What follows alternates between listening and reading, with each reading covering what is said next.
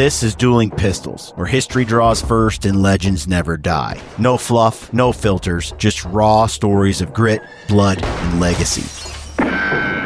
Triggered by Black Flag. Welcome to the show, folks. I am your host, Brian Call. I'm joined by my brother, Brent Call. How are you, Brent? I'm well, thank you. Right on. We're getting right back into the story here about Blood and Thunder by Hampton Sides, the book Blood and Thunder by Hampton Sides, the epic story of Kit Carson and the conquest of the American West. We're going to get right into it. We are talking about Fremont's second exploratory expedition. The book says, undertaken in 1843, this expedition proved an even greater success than the first. En route to Oregon, Fremont and his party lingered beside the Great Salt Lake, and by studying the region's hydrology, correctly surmised that its rivers and streams were strictly inland bodies of water. At the time, a curious and persistent myth perpetuated in scholarly publications asserted that the Great Salt Lake was drained by a monstrous whirlpool that somehow connected through a network of subterranean rivers with the Pacific Ocean. It's a world wonder. Wouldn't you be able to figure out if there was a whirlpool real quick? I mean, like, you could figure that out real quick with a rope, right? And rock. You would think. I mean, if it's going, like, it's got to have some serious power. It says that Fremont gradually, I don't know how quickly he cottoned on here, but gradually came to realize that all the country between Utah's Wasatch Mountains and California's Sierra Nevada was landlocked, like no water. That was a major contribution to North American geography, and Fremont's term for the desert sink, the Great Basin, graces atlases today. You ever flown over Nevada? No, you spent some time there. Yeah. I affectionately refer to it as Satan's butthole. I remember flying down there. I lived in Vegas for like 2 years, and there's nothing. It's a fascinating part of the world, just on the planet, because you're talking about a vast region with no water. None. But Theodore Roosevelt, he had come along later, and he's like, once the West was won and we had all this land, and he could see that if we could engineer waterways and route them and build reservoirs and leverage water systems, that we could then hydrate these gems in these desert places and make them beautiful places to live and make them habitable. But they're really, at the time, it was a large swath of the country that wasn't being leveraged at all. And you can see why these expeditions, the Army of the West, these guys are like debating on whether or not it's worth conquering these lands. Because really the goal is California, Oregon, Washington. It's the coast. That's really what they're like. How much of America, can we get this? Can this be ours? Or is America, does it end over, at Santa Fe, or, how much is, it's still all up for grabs in a way. Yeah, America's not the only player on the board right now. There's a bunch of people playing Risk right now, snatching up whatever they can. Right. So it says that in the late summer of 1843, Fremont's party reached Oregon, where he mapped the Columbia and its tributaries and caught magnificent glimpses of Mount Rainier, Mount St. Helens, and Mount Hood. Growing restless, Fremont then strayed from his original assignment and crossed the international border into what was then called Alta California. Must be a Mexican term. What's Alta? Alta California. I think Alta. I'm guessing. Googleizer, man. Do your job. Alta. It says Fremont seemed unconcerned that his illegal incursion into Mexico Mexican territory might lead not only to his own arrest, but also to an international incident that would embarrass embarrass government officials in Washington. It reminds me of you, where you'll just walk right into some place where you don't have a ticket and you don't belong, but just act like you do, and then no one bothers you. Yeah. And have you ever seen Catch Me If You Can? You're one of those people. Yeah. So Alta. So I thought, I knew it was Latin, obviously, but I thought it was have something to do with alpha, maybe first or something like that. It's you could probably guess Alta, ALTA, altitude, height. Really? Yeah, high elevation. Oh, whatever. Okay. They're Alta, specifically talking California. about like the northern parts of California right now. I see. So I guess, I don't know, the Spanish are saying Alta instead of north, the higher up part of California. It says that Fremont was now preoccupied with a hunt that transcended mere borders. He was looking for a mighty waterway that, if existed, could change the course of history. Many maps of the day showed a major east-west river that led from the Great Lakes all the way across the continent to the Pacific Ocean. They're looking for another Missouri River or Mississippi. This fabled conduit, called the Buenaventura,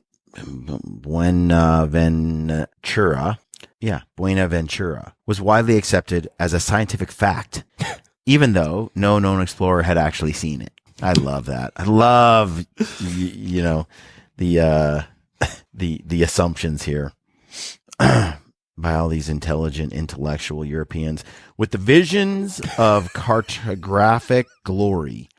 Fremont was set on finally proving or disproving the Buenaventura's existence, and thus solving one of the most vexing continental puzzles of his day.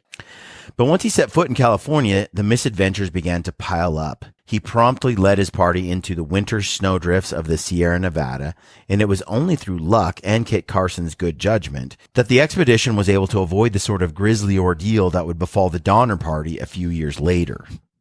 Hold on. So the Buenaventura, you know what it means? Uh-huh. It means good luck.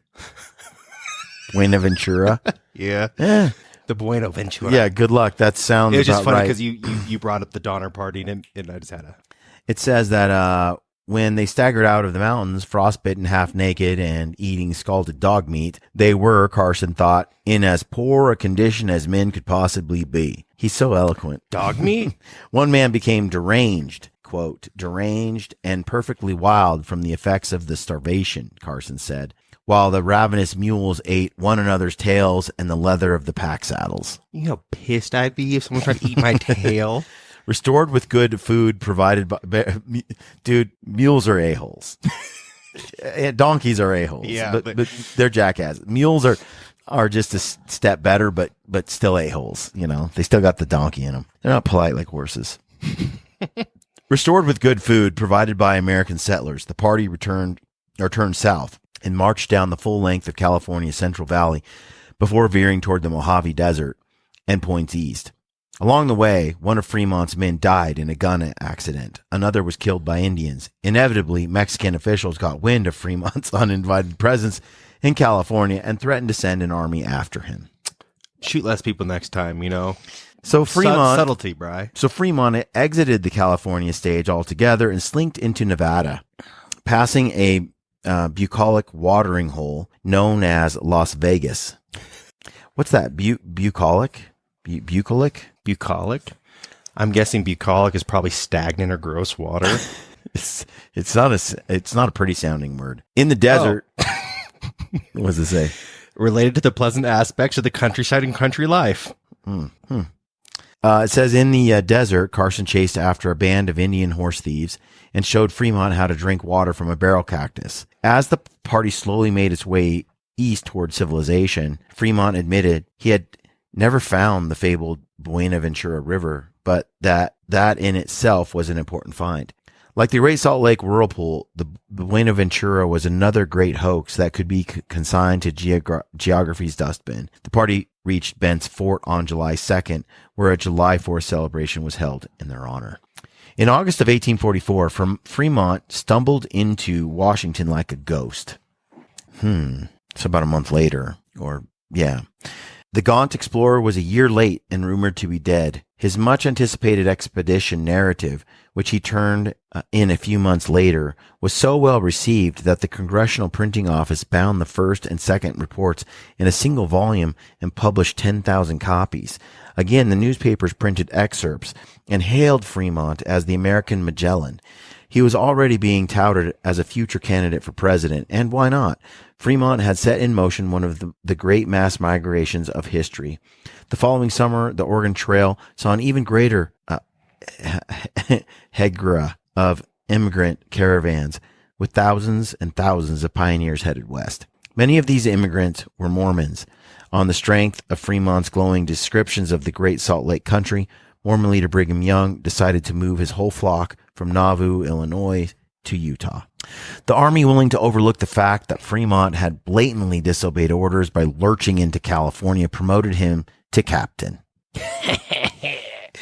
The national media, meanwhile, gave him a new sobriquet drawn from James Fenimore Cooper. A new image. That sounds French to me. From then on, John C. Fremont was known as the Pathfinder. That's a good name. Taken right out of Last of the Mohicans by James Fenimore Cooper. So yeah, so funny. Like, by the way, have you read Last of the Mohicans? I have. You know what's scary? I went duck hunting last weekend with a younger generation, 3 young men, and I started quoting and talking about that movie. Not one of them had seen it, knew what I was talking about. Bro, no, it gets worse. We start talking about the French Revolution, and they all said, "What's that?" So we're out there trying to shoot ducks, and I'm whispering and trying to give him this little tiny, like, dude, this is why this podcast is important, folks. This is why you should have friends, family, kids, your children, homeschool. Like, they're not teaching the youth history. No, these guys are 19. Like, they just graduated high school. They just started wetting, getting their backs wet, duck hunting and stuff. Like, it was crazy. So, well, if you do read James Fenimore Cooper's Last of the Mohicans, it's a flowery read. Like, it's a little, the language almost, like he's little, like long-winded. It's even worse. I mean, it's like, in fact, people question whether it's a true classic or not. Like, there are the fans of it, and then there are people who are like, it's sort of like Pulp Fiction, it's sort of like, it's sort of like, famous tripe for the day, type of fun novel to read for the time frame it was in. But as far as it being an actual, like, Ralph Waldo Emerson type deep sort of thing, or Huck Finn, it's not at that level. Paradigm shifting type of deal. It's kind of like a soap opera, a little bit. But I actually disagree, though. I think it is quite good, and the movie and all the stuff that was inspired from it, and the backdrop of history for which it is from, I just find it's a great read. But I will. It isn't easy Daniel to listen. Lewis. It isn't easy to read it, though. It's kind of written in a way that I don't think is easily consumable by modern day. It's a little boring and slow and flowery and stuff, in my opinion. But the main character is the Pathfinder in Last of the Mohicans. I believe in the movie that would be Daniel Day-Lewis. Yes. Every time you say Pathfinder. No, that's Hawkeye. I can't remember. It's been legit 10 years I've seen it. If Fremont had become, or maybe they're the same person. If Fremont had become a household name, so had his scout. By 1845, thanks to the expedition reports, Kit Carson's name, with its sturdy alternative snap, had crossed the threshold of the national imagination. Fremont painted Carson as an explorer of nearly mythical competence and perspicacity on the trail. Perspicacity, Brent. Figure that one out. Perspicacity. Perspicacity. Thank you, Google autocorrect. There's no way I spelled that. The quality of having a ready insight into things, or a kind of shrewdness. You know what's funny is the language in the words used. They used way more words back then than we use today. Mm-hmm. Well, or maybe it was just different words. I had the impression that if I read it right, the vocabulary in folks back at this time was much larger than the vocabulary of the modern person today. But why speak more words when few words do good? That's Kevin. Nailed it.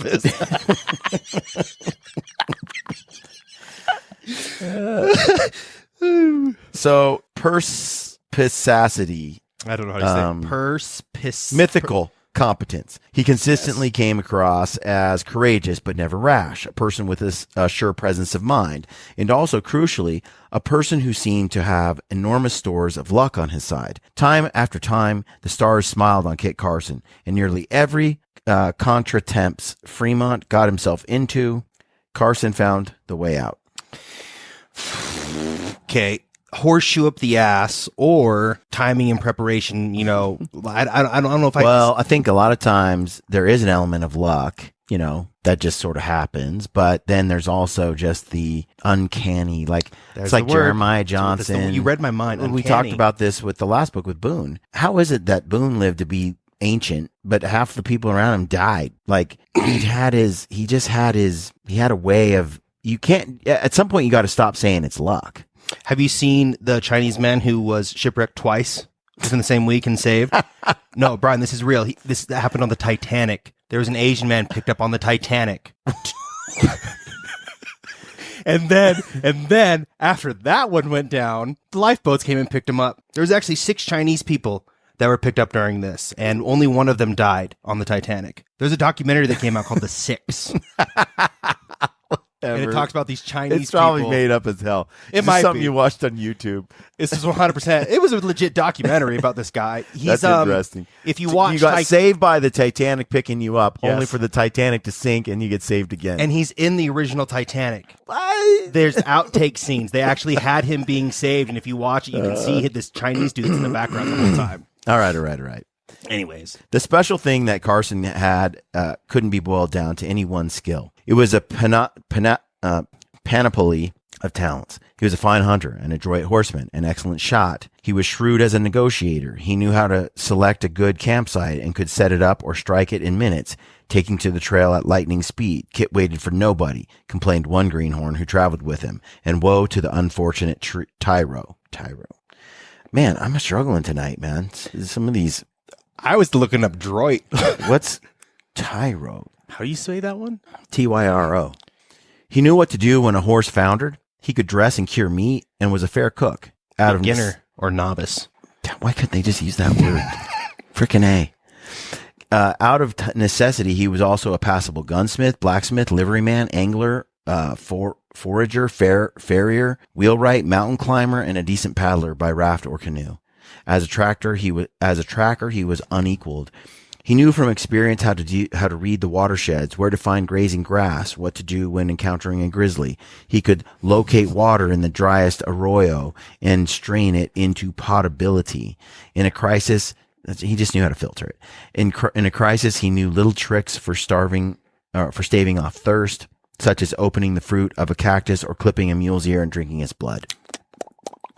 He had a landscape painter's eye and a cautious ear and astute judgment about people and situations. He knew how to make smoke signals. He knew all about hitches and rope knots.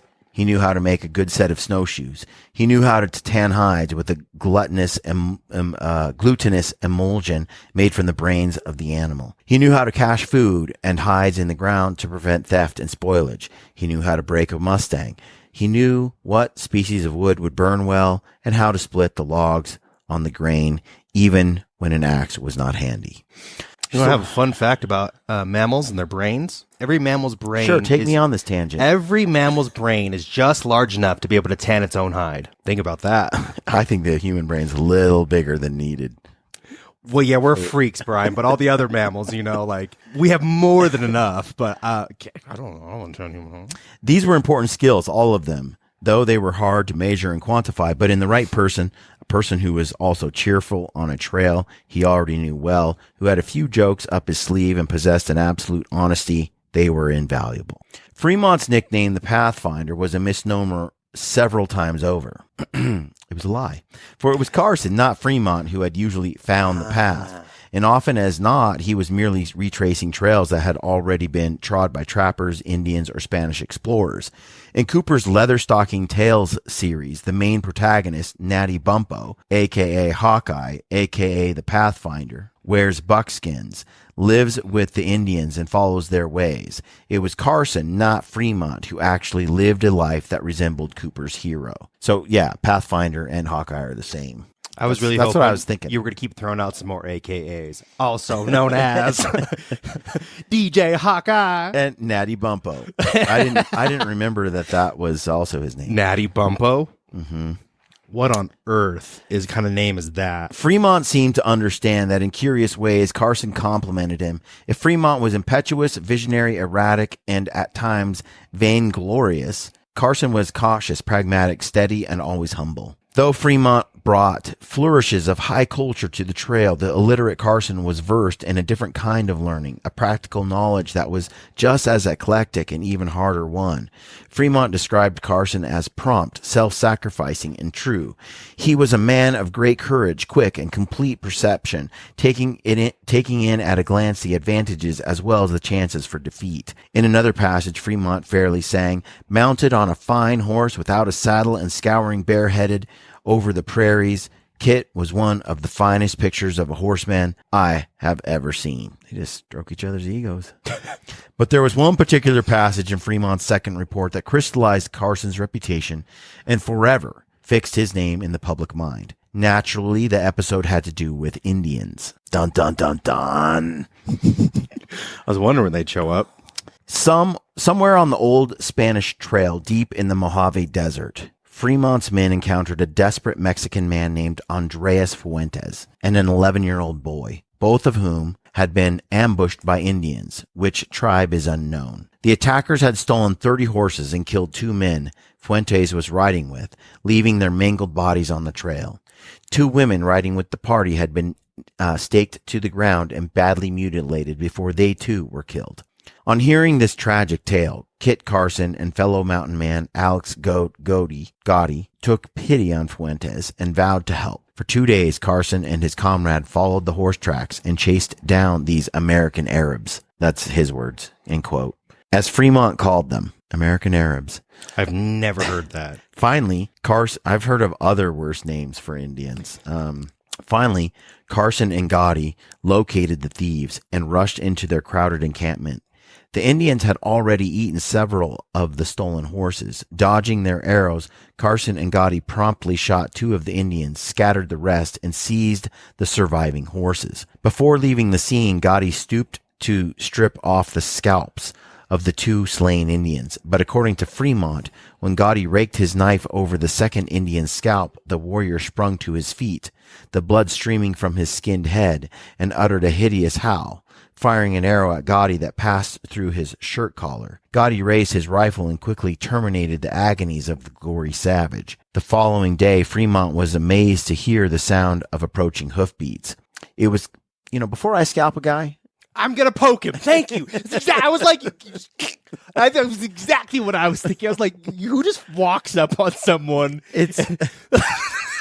yeah, I was thinking the same thing. I guarantee that dude's not walking up on a buck. He's going to make sure. I don't know. This is the thing I was going to say, because I've been on a number of hunts. Oh, that is so funny. Where we've taken an animal and we thought, okay, the arrow did the job or the rifle did the job. And I've been on hunts and I've always been super cautious on that to make sure that the animal is truly dispatched. Especially because you've hunted a lot of bears the last few years. Yeah, always with bears. Oh, in fact, one of the first bear hunts I was on, it was taken with a recurve. Oh, really? Basically a traditional bow, and the arrow goes through it, and the bear went quite a ways. But then we were coming into some alder-brush. Bow was ready, And we see the bear. Gun is ready. We see the bear, and it's like in the brush, and it's probably 20 yards away, and it's like, is it alive or is it dead? It's just a black mass. It's just, but we both are of the mindset, who cares? Shoot it again. Like, just shoot it again. Like, yeah, what's one more hole? What's another? Why not just shoot it again? Make a perfect shot right in the lungs.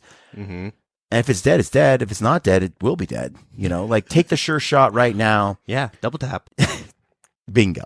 And so that that was done. And but then I was on a hunt one time where we took this.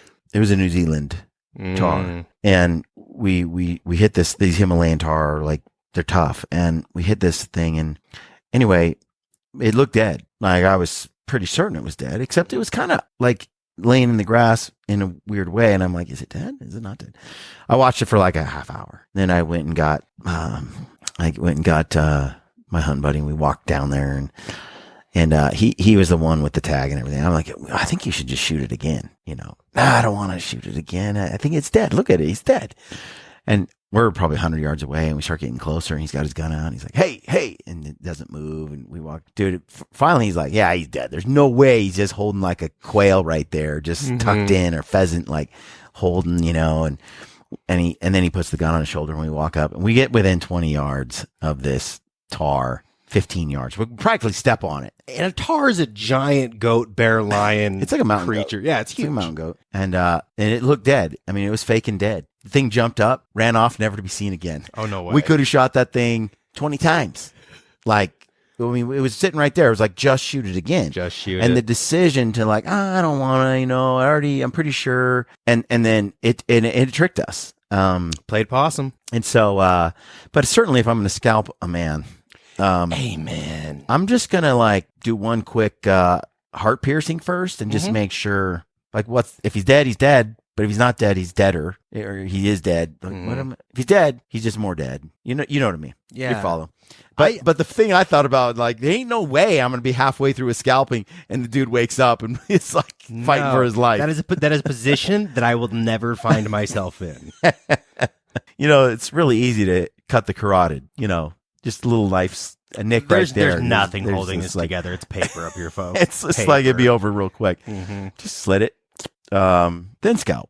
But so yeah. Anyway, back to the book. It says, where does it go? It says the following day, Fremont was amazed to hear the sound of the approaching hoofbeats. It was Carson and Gotti returning with Fuentes' recaptured horses. Gotti was carrying his rifle like a pole, from which dangled 2 fresh Indian scalps. Fuentes shed tears of gratitude, and Fremont was in awe.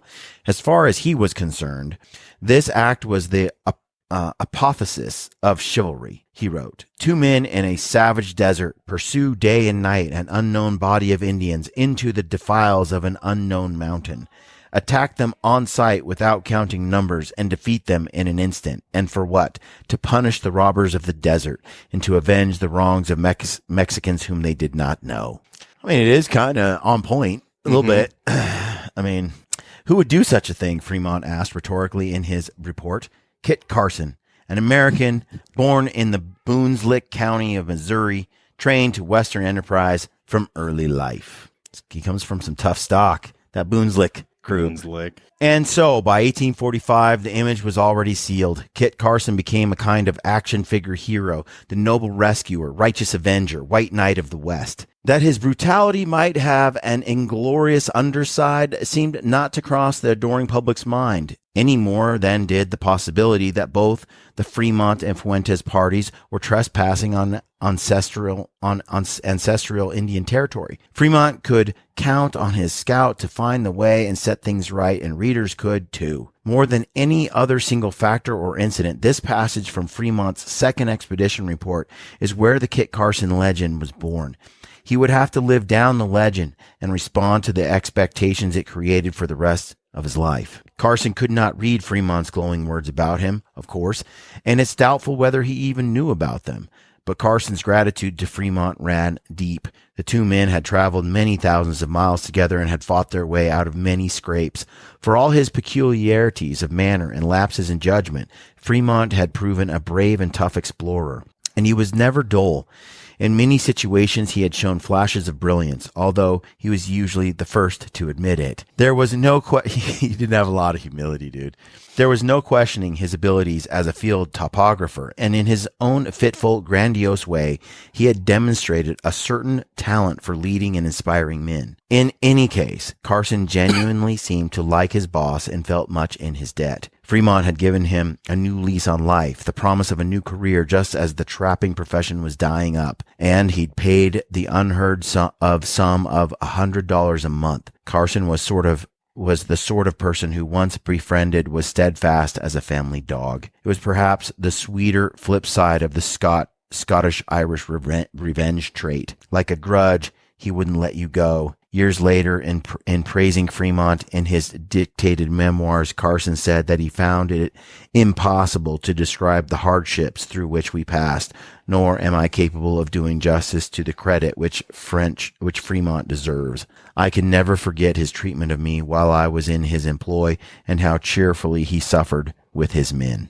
I mean, that's a glowing recommendation. They respected each other. Mm-hmm. They had their flaws. And so for the rest of his life, Carson would always remain in the Fremont camp. The loyalty was mutual. When in the summer of 1845, Fremont set out for yet another assignment to explore the West, this one proving his most ambitious and far-flung odyssey of all, he, of course, chose Kit Carson to be his guide. And then it gets crazy. Now it gets crazy. Mm-hmm. Yeah, it's going to get wild now. The West gets wild. Some of this stuff is going to be dark, my friend. We live in easy times, honestly. I mean, I complain, but I think that there was a time before the advent of the internet that I liked better. Uh-huh.